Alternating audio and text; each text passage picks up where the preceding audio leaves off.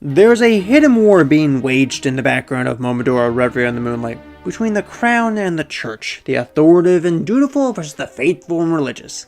Hi everyone, I'm Ash and this is part 2 of Momodora Deconstructed, where I'll go over the hidden war that you missed in your first playthrough and why it's significant to the storyline. So this is going to be kind of a shorter video because it's pretty straightforward. But throughout history we've had instances where the Crown and the Church have been in kind of opposing views, and it's led to greater conflict. Most of the time they would unanimously agree on a single thing for the betterment of the people that they shepherd. This is purely analytical, and believe what you want, people. I'm not trying to influence anyone here. But the Church had more influence because of one simple fact. People are gonna die, and they want to know there's a place to go to once you die. People will give up crops, land, any kind of resource they had for free to the Church, without asking anything other than to be allowed into the pearly gates of whatever afterlife you believed in. And it was scary. But moving on. Anyway, why is this hidden war so important? Well, it actually answers a lot of the motivational questions that we have for some characters, why they're doing the things they're doing. One of the characters we meet early on in the game is called Kath, a knightess who is in service to the Crown. She abandons her post. She doesn't believe what's happening to the people is right. She understands that she's supposed to serve the Queen, but if the Queen is the one killing the people because of the curse, what's supposed to happen? What's she supposed to do? Go rogue? She goes from a knight to a rogue. She changes, class types. Goes on a whole RPG adventure and all that stuff. No, but seriously. She abandons her post so that she can protect the people by any means necessary. We meet her 3 times in the game. First time, outside the fountain, early on. She's not too pleased we're there. She thinks we're just some kind of random individual, some kind of weird citizen or outsider who's wandered into a very dangerous situation.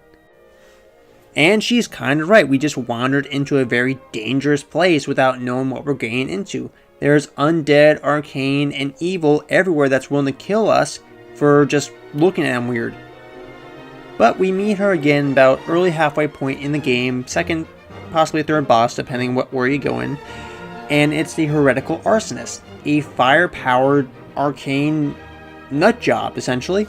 And she's not having an easy time. We help her out, we prove our mettle, we prove that we can defend ourselves, and we're capable of doing so much more. And she asks for our help. What's the help she needs? She needs us to help kill the Queen. Just flat out ask us to help her kill the Queen. Because Kath knows without the people there is no kingdom. There's no meaning in her being a knight. There's no meaning in the Crown if there's no people to sovereign. No people to protect or guard or serve. It's just pointless. It's a ghost town. There's nothing left. It always brings up that age-old question in media, books, video games. Do you sacrifice one life for the many or the many for one life? It's a cliche, very, very cliche plot point, but it's still a very valid one to today. It's used everywhere in video games. So after doing so, we meet her a third time, much later in the game, towards the end game actually, where we see her on death's door. She's gone through hell and back. We've helped her find the seals, defeat monsters, kill arcane creatures, and just overcome such obstacles that would make a normal person just faint. Or die. Probably die. Yeah, those things mess people up. Yeah, probably die. But Kath is on death's door. She's dying. She is giving her all, and unfortunately she's not going to make it. It's a very heartfelt scene because she's the only character we meet in the game that's actively trying to help us. Or vice versa, we're actively trying to help her.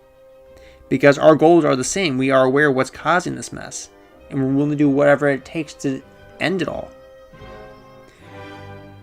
So, the one thing I like about Kath is she's kind of in that middle ground. She's not with the Church, but she's not with the Crown. She is in the gray, and I love that about her.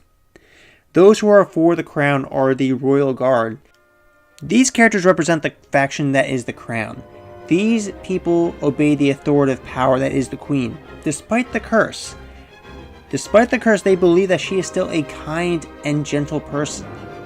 And before actually fighting her as a boss, we have no idea who she is. We have no dialogue, we have no interactions, we have no flashbacks, we have no kind of information about the Queen, despite the fact that her curse is killing everyone and everything. It's bringing the dead back to life.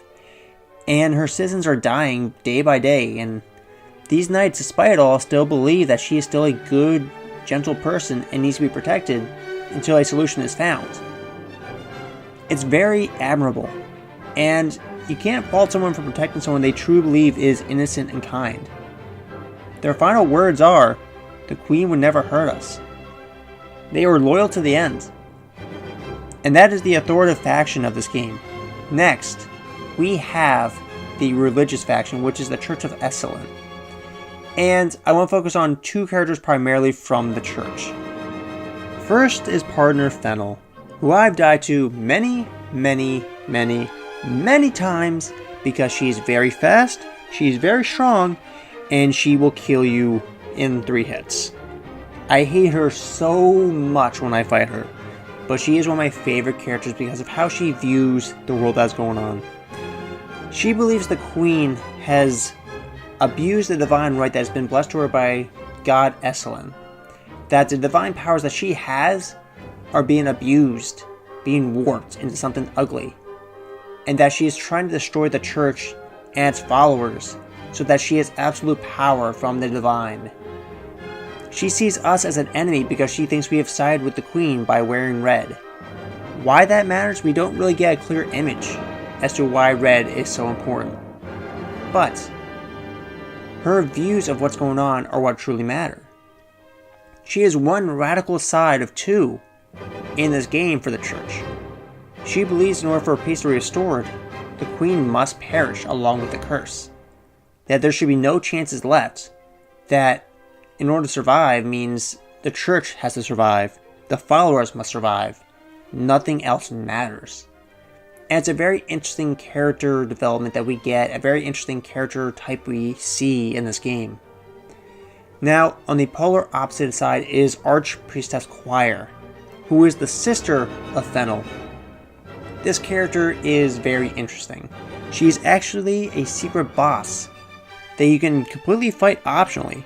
You don't have to fight her, but it's one of my favorite boss fights because she's just a whole menagerie of magic, arcane range with just the screen turned to a bullet hell shooter of sorts.